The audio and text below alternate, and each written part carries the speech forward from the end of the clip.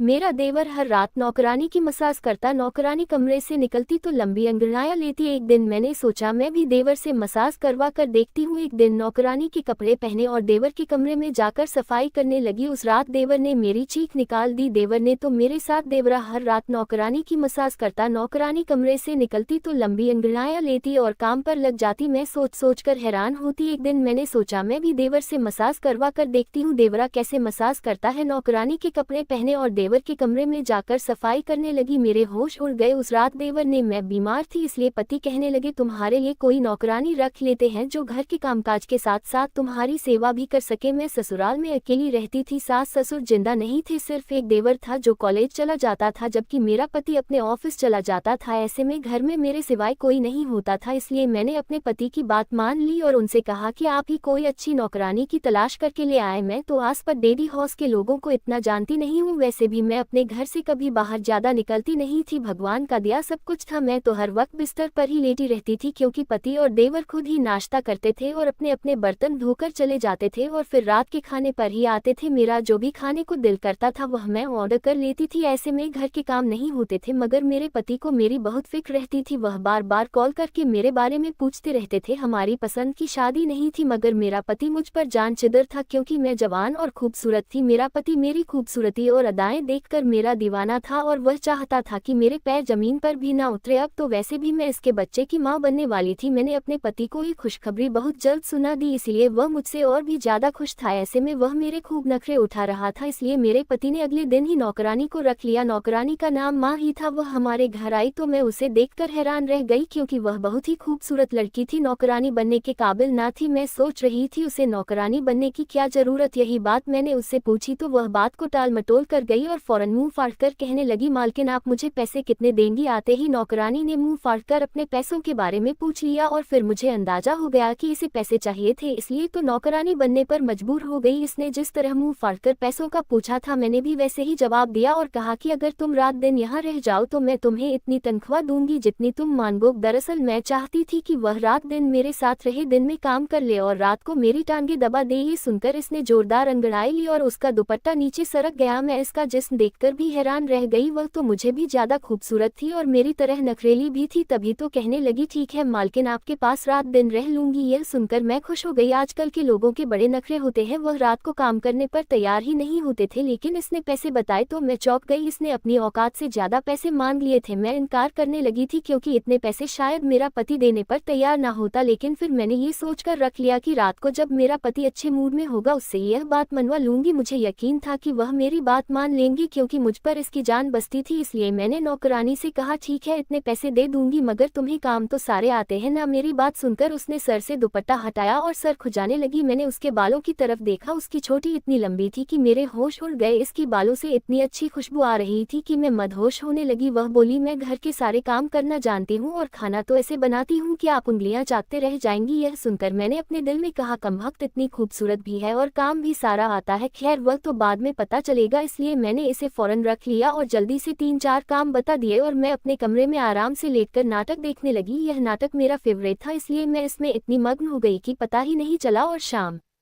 हो गई। मैं टाइम देखा तो याद आया कि मेरे पति ऑफिस से आने वाले होंगे। मैं फौरन वॉशरूम गई, नहाए और तैयार हो गई। मैंने नया सूट पहनकर बाल बनाए और बाहर आ गई। अभी मेरे पति नहीं आए थे मगर देवर आ चुका था। मैं किचन में गई तो हक्की बक्की रह गई। नौकरानी मुझसे भी ज्यादा जबरदस्त पकड़े बना रही थी और मेरा देवर चाय रहा था। मैंने देवर से कहा ये हमारी नई नौकरानी है, आज ऐसे हमारे साथ दिन रात यही रहेगी। मेरे देवर ने सर हिला दिया और पकौड़े खाने लगा। शायद उसे नौकरानी से ज्यादा पकड़े में दिलचस्पी थी। मैंने देखा कि नौकरानी किचन में मालिक की तरफ भागकर काम कर रही थी। या मुझसे बर्दाश्त नहीं हुआ तो मैंने उसे गुस्से से कहा चाय के साथ पकड़े बनाने को किसने कहा। ये सुनकर नौकरानी ने मेरी तरफ चेहरा किया और कहने लगी मेरा अपना दिल चाह रहा था कि शाम की चाय के साथ कुछ चटपटा हो जाए इसलिए मैंने बना दिया। अगर आपको नहीं पसंद है तो अपनी पसंद बता दे, मैं आपको वही बना दूंगी। मैं अभी कुछ कहने वाली थी कि पीछे से मेरे पति आ गए और मेरे कंधे पर बाजू रखकर कहने लगे मेरी प्यारी बीवी को पकड़े से ज्यादा प्यार है। ये सुनकर मैं उसे घूरी आज तुम किचन में कैसे आ गई। यह सुनकर मेरे पति कहने लगा, मैं तुम्हें ढूंढते हुए किचन में आया था, मगर किचन में इतनी अच्छी खुशबू आ रही थी कि मैं सीधा किचन चला आया। ये कहकर मेरे पति ने एक पत्ता अपने मुंह में डाल दिया और उसे खाने लगे। मैंने उसे फौरन रोक दिया कि तुमने हाथ तो धोए ही नहीं। ये सुनकर उसे भी एहसास हुआ और हम दोनों किचन से बाहर चले गए। रात हुई तो मैं अपने पति से कहा कि आज बाहर खाना खाते हैं। ये सुनकर वह कहने लगे, यार आज तो नैन नौकरानी रखी है, इसके हाथ का कुछ अच्छा खाने दो, कल बाहर खाना खा लेंगे। ये सुनकर मेरा मूड खराब हो गया और मैं उससे नाराज हो गई। मैंने कहा, लगता है नई नौकरानी आपको कुछ ज्यादा ही पसंद आ गई है। ये सुनकर मेरे पति ने अपने कानों को हाथ लगाया और मुझसे माफी मांगते हुए कहने लगे, यार मैं तो ऐसे ही बात कर रहा था, वह बेचारी खाना बना चुकी होगी, वह भी बेकार जाएगा। पति ने सफाई दी तो मैंने आगे बढ़कर इसका कान पकड़ लिया और उससे कहा, अच्छा वह आते ही बेचारी हो गई, इसका इतना ख्याल है, और मैं जो तुम्हारे बच्चे की माँ बनने वाली हूँ इसकी कोई फिक्र नहीं है। मैं नाराज होकर उससे दूर जा बैठी। मेरे पति की जान पर बनाई थी, वह मेरे पास आया और कहने लगा, मूड खराब मत करो, अभी खाना खाने चलते हैं और वापस आते हुए तुम्हें आइसक्रीम भी खिलाऊंगा। ये सुनकर मैं हंसती और हम खाना खाने चले गए। हमें वापसी पर बहुत देर हो गई। मेरा पति तो फौरन बिस्तर में घुस गया, जबकि मैं किचन में आ गई जहाँ पर सारी चीज धुली धुलाई और सही से रखी हुई थी। मैंने फ्रिज का दरवाजा खोला तो खाने की खुशबू ने मेरे कदम रोक दिए। मैंने चम्मच उठाकर मुंह में डाला तो मुझे खाने में इतना जायका लगा कि वाकई नौकरानी के हाथ में तो जादू है। मैंने फ्रिज बंद कर दिया और सोचा कि सुबह नाश्ते में खा लूंगी। हम नौकरानी को बोलकर नहीं गए थे, इसलिए इस बेचारी ने हमारे लिए ज्यादा खाना बना लिया था। तभी मुझे याद आया कि मैं नौकरानी के कमरे में भी देख लूं कि वह सो रही थी या नहीं। मैंने सुबह उसे उसका कमरा दिखा दिया था, इसलिए वह सोने के लिए खुद ही चली गई। मैं किचन से निकली और नौकरानी के कमरे के दरवाजे पर हाथ रखा। मैं देखना चाहती थी कि वह जाग रही थी या सो रही थी, मगर दरवाजा अंदर से बंद था, इसलिए मैं अपने कमरे में आई और सो गई। सुबह मेरी आंखें देर से खुली, मेरा जिस्म बहुत सुस्त हो रहा था, इसलिए मैं नहाए बगैर बाहर निकल आई। नौकरानी किचन में थी। मैंने उससे पूछ, मेरे पति ने नाश्ता कर लिया था? ये सुनकर उसने जवाब दिया, जी हाँ, ऑमलेट पराठा और चाय पी ली थी। रोज मेरे पति यही नाश्ता करते थे, इसलिए मैंने यह बात नौकरानी को बता दी थी। तभी मुझे देवर का ख्याल आया तो वह कहने लगी, हाँ उसने सिर्फ चाय पी थी, मेरा देवर नाश्ते में सिर्फ चाय पीता था और फिर कॉलेज चला जाता था। ये सब पूछकर मैं नौकरानी की तरह देखने लगी। आज भी वह बहुत ज्यादा तैयार थी। उसने आज अपने बालों को खोल रखा था और लाल कपड़े भी पहने थे। उसने मुझे नाश्ते को पूछा तो मुझे रात वाली सब्जी याद आ गई। मैंने उससे कहा कि मुझे फ्रिज में रखी सब्जी गर्म करके चाय के साथ दे दो। ये सुनकर वह कहने लगी, मुझे नहीं पता था कि आप दोनों बाहर खाना खाएंगे, इसीलिए मैंने ज्यादा सब्जी बना ली है। ये सुनकर मैंने उससे कहा कि हमारे घर में सब्जी वैसे भी ज्यादा बनती है, हम सुबह नाश्ता भी उसी के साथ कर लेते हैं। ये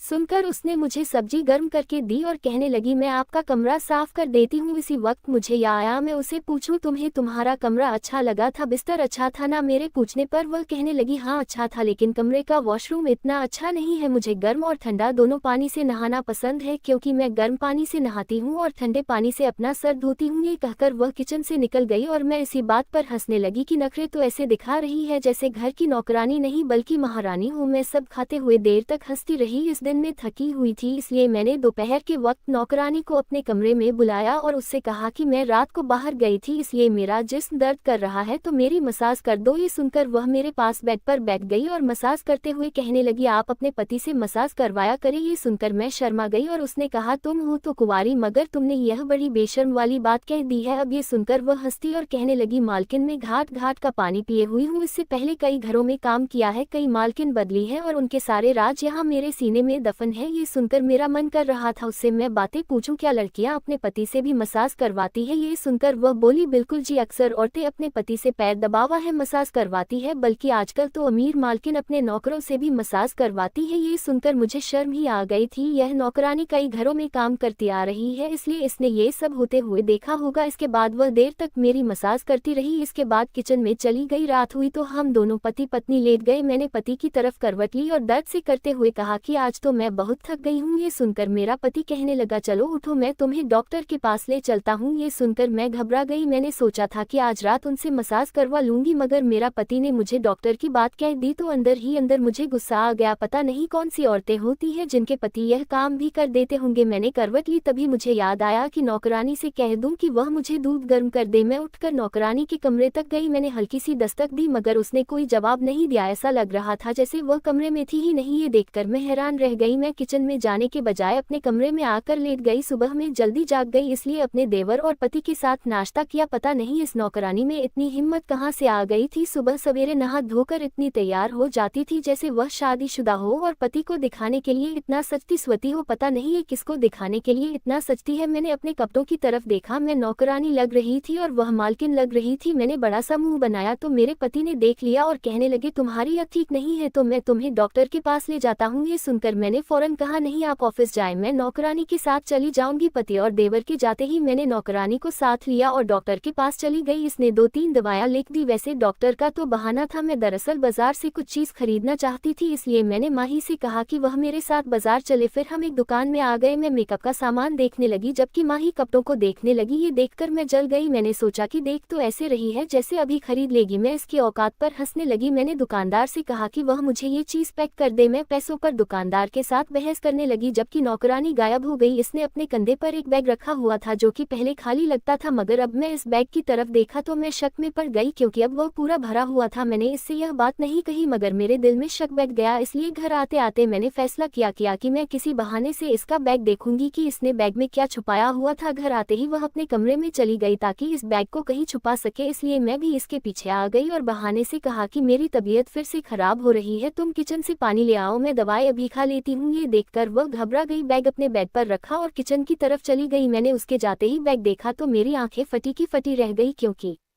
सामने ही लाल रंग का लहंगा बैग के अंदर से दिख रहा था। ये लहंगा कम से कम 2000 का था। इस मामूली सी नौकरानी के पास 2000 कहाँ से आए जो उसने इतना कीमती लहंगा खरीद लिया। मैं हैरान परेशान इस लहंगे को देख रही थी। नौकरानी पानी लेकर आई तो मैंने झटपट बैग को बंद कर दिया और पानी पीकर अपने कमरे में आ गई। तभी मुझे ख्याल आया और मेरा खून खौल गया, कहीं इस कमबख्त ने ये लहंगा वहां से चोरी तो नहीं कर लिया। ये सोचकर मैंने अपने कानों को हाथ लगाया और खुद से कहा कि आइंदा मैं इसके साथ कहीं नहीं जाऊंगी। यह नौकरानी तो अपने साथ साथ मुझे भी फंसवा। नौकरानी को फौरन घर से निकाल दो, लेकिन इतनी जल्दी मुझे कोई दूसरी नौकरानी कहाँ से मिलेगी, यह सोचकर मैंने उन्हें नहीं बताया। वैसे भी आज मेरे पति के सर में दर्द था, इसलिए उन्होंने मुझे कहा कि मेरे लिए चाय बना लो। ये सुनकर मैं किचन में जाने लगी, तभी मैंने सोचा कि नौकरानी से कह दूं कि वह चाय बना दे। इसके दरवाजे पर दस्तक दी, दरवाजा अंदर से लॉक था और इतनी दस्तक सुनकर भी इसने दरवाजा नहीं खोला था, तो मैं मजबूर होकर खुद किचन में गई और चाय बनाकर ले आई। चाय बनाने के बाद मेरे पति जल्दी सो गए, लेकिन मुझे नींद नहीं आ रही थी। मैं डॉक्टर की दवाएं इस्तेमाल कर रही थी, इसलिए रात को मैं बहुत परेशान हुई, बार बार उठकर वॉशरूम जाना पड़ा। आधी रात के वक्त मेरी आंख खुली तो मैंने अपनी खिड़की से किसी को बाहर सहन में देखा। मैंने ध्यान दिया तो हैरान रह गई क्योंकि वह नौकरानी थी और वह दुल्हन के रूप में थी। इसने वही लहंगा पहना हुआ था जो इसने सुबह चुराया था। ये देखकर मुझे डर लगने लगा, पता नहीं है ये नौकरानी थी या कोई चुड़ैल। मैं तो डर के मारे सो गई। सुबह किचन में नाश्ता करने गई तो नौकरानी पूछने लगी, आज आप बहुत थकी थकी लग रही हैं, सब ठीक तो है। ये सुनकर मुझे रात वाला किस्सा याद आ गया। मैंने उसे बताया कि मैं ठीक हूँ। वह बेफिक्र होकर बर्तन धोने लगी। तभी मैंने उससे पूछा, तुम पर कोई जिन भूत तो नहीं आते? मेरी बात सुनकर वह हंसने लगी, मैं किसी को चिपकने नहीं देती और वैसे भी जिन भूत चुड़ैल तो मुझे देखकर भी भाग जाते हैं। ये सुनकर मैं सोचने लगी कि फिर वह कौन थी। मुझे इस नौकरानी पर शक था, इसीलिए रात हुई तो मैंने फैसला किया आज रात ये देखकर रहूंगी कि मेरी नौकरानी रात को अपने कमरे में होती भी है या नहीं। ये जानने के लिए मैंने शाम होते ही इसके कमरे की खिड़की खोल दी और इसके ऊपर पर्दा डाल दिया ताकि इस शक ना हो। रात हुई तो मैं अपने कमरे से निकली और नौकरानी के कमरे की खिड़की से अंदर कूद गई। कमरे में अंधेरा था। मैंने जैसे ही लाइट जलाई मैं हैरान रह गई क्योंकि बिस्तर ऐसे पड़ा था जैसे इस पर कोई इंसान कभी भी सोया तक ना हो। बिस्तर पर कोई सिल्वर तक नहीं थी। बिस्तर पर अब तक वही चादर बिछी हुई थी जो मैं बिछा कर गई थी। इसका मतलब था कि यह एक रात अपने बिस्तर पर नहीं सोई थी। इसलिए तो मैं जब भी इसके कमरे में आए इसने अंदर से मुझे कोई जवाब नहीं दिया। अब मैं शक में पड़ गई, यह अपने कमरे में नहीं सोई तो कहाँ और किसके साथ होती है। ये बात जानने के लिए मैंने घर के तमाम कमरों की चाबियां उठाए और घर के तमाम कमरों को एक एक कर चेक करने लगी। तभी मैंने देवर के कमरे का दरवाजा बाहर से खोला तो मैं शर्म से पानी पानी हो गई क्योंकि सामने मेरी नौकरानी मेरे देवर के बिस्तर पर लेटी उसे मसाज करवा रही थी। ये देखकर मैंने उन्हें रंगे हाथों पकड़ लिया और अपने पति को भी बुला लिया। मेरे पति ने ये सब देखा तो अपने भाई को जोर जोर से थप्पड़ मारे और कहा कि मैंने तुमसे कितनी बार कहा था कि शादी कर लो, मगर तुमने हमेशा इनकार कर लिया। अब मैं तुम्हारी एक बात नहीं मानूंगा और सुबह होते ही तुम्हारे लिए कोई अच्छी सी लड़की तलाश करूंगा। ये सुनकर मेरा देवर कहने लगा, मैं शादी कर चुका हूँ और यही मेरी बीवी है, हम दोनों ने छुपाकर शादी की हुई है। माँ ही मेरे प्यार में इतनी दीवानी थी कि अपने घर से भाग गई, हमने छुपकर शादी कर ली। पहले मैंने इसे फ्लैट में रखा हुआ था, मगर इसने मुझे कहा कि मुझे अपने घर ले चलो ताकि हम रात दिन एक दूसरे के पास हो। तब हमने ये नौकरानी वाला खेल किया और यहाँ नौकरानी बनकर रहने लगी। यह सुनकर मैं हैरान रह गई, मुझे यकीन नहीं आ रहा था कि उन दोनों ने मिलकर हमें बेवकूफ़ बनाया था। मुझे बहुत गुस्सा आया, मगर मेरे पति ने कहा कि मेरे भाई से गलती हुई है, मगर इसने कोई गलत काम नहीं किया, इसने इस लड़की से शादी कर रखी है, यह इस रिश्ते से इसकी बीवी थी, इसलिए यह इसके साथ कुछ भी कर सकता है। अगले दिन